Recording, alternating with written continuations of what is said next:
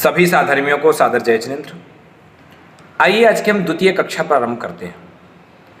पिछली कक्षा में आचार्य भगवान ने बताया था कि यह जीव दुख संदोह भागित्वम संयोगादेह देहिनाम, दुख का भागी कब बनता है? जब वह पर पदार्थों से संयोग रखता है, तभी यह दुख का भारी बनता है।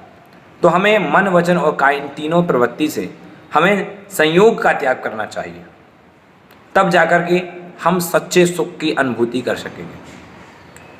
अब आगे क्या कह रहे हैं आचार्य भगवान, अगली कारिका के माध्यम से हम समझते हैं। सभी अपने दोनों हाथों को जोड़े और कारिका का उच्चारण करते हैं।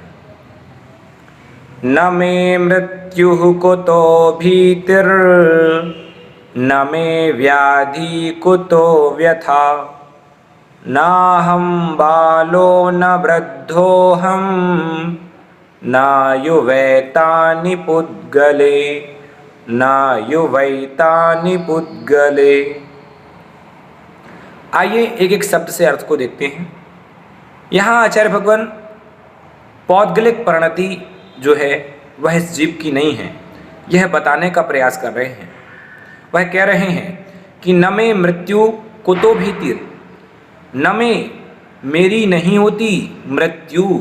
मृत्यु किसकी? मेरी, यानी इस जीव की। तो मेरी मृत्यु नहीं होती, कुतो भीतिर, तो भय कैसा?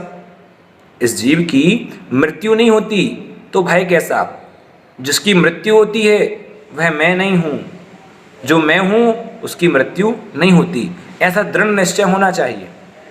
न में मृत्यु कुतो भीतर, और न में व्याधि कुतो व्यथा, और इस जीव को व्याधि नहीं होती, कोई रोग शोक नहीं होता, चाहे कितने भी प्रकार के रोग हो जाएं। कोई डायबिटीज इस जीव को नहीं होती है, कोई हार्ट अटैक जीव को नहीं आता है।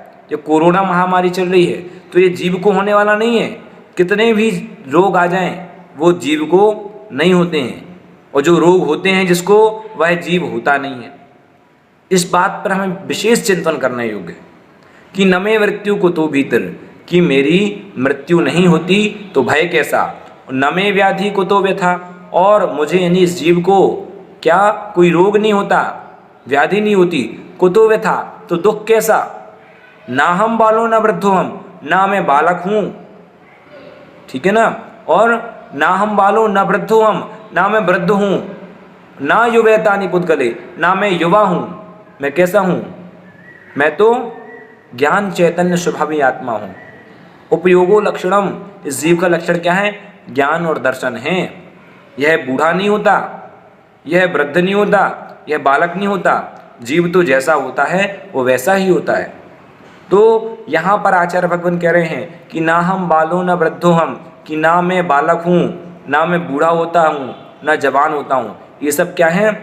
पुद्गल है, ये पुद्गल की पर्याय हैं, ये सब पुद्गल की पर्याय हैं। तो ना तो इस जीव की मृत्यु होती है, ना इस जीव को कोई रोग होता है। तो जब मृत्यु नहीं होती है तो भय कैसा? जब रोग नहीं होता तो दुख कैसा?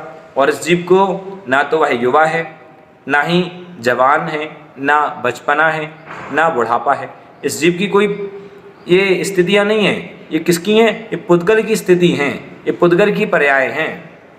एक छोटा सा भजन आता है, पुद्गल का क्या विश्वासा, जैसे पानी बीच बताशा, जैसे चमत्कार बिजुरी का, और इंद्रधनुष आकाशा। तो पुद्गल का कोई विश्वास नहीं है। कभी कभी हमारे घर में चोरी हो जाती है तो हम सोचते हैं कि हमारा चला गया। अरे भाई, ये विचार करना चाहिए कि जो चला गया वो मेरा हो नहीं सकता, और जो मेरा है वो कभी जा नहीं सकता। तो जो हमारे अंदर आत्मा के जो गुण हैं वह कभी जा नहीं सकते, और जो जाता है, जो चोरी होता है, वो हमारी आत्मा का गुण नहीं है। इस प्रकार से हमें चिंतन करने का भाव लाना चाहिए, और इस प्रकार का जब हमारे अंदर चिंतन आ जाएगा तब जाकर के हमारा जीवन आनंद का जीवन शुरू हो जाएगा, तब जाकर के हमारा वैराग्यमय जीवन शुरू होगा। तो इस प्रकार से यहाँ आचार्य भगवान ने बताया। आइए आज के हम कुछ प्रश्न आपके बीच में रखते हैं। आज के प्रश्न कुछ हटके। पहला प्रश्न, भगवान आदिनाथ की शरीर की ऊंचाई कितनी थी? फिर से देख लें, भगवान आदिनाथ के शरीर की ऊंचाई कितनी थी? दूसरा प्रश्न, कौन कौन से तीर्थंकर 3 पद के धारी थे? कौन से तीर्थंकर 3 पद के धारी थे? तीसरा प्रश्न आपके सामने, भगवान महावीर स्वामी की शरीर की ऊंचाई कितनी थी? भगवान महावीर स्वामी के शरीर की ऊंचाई कितनी थी?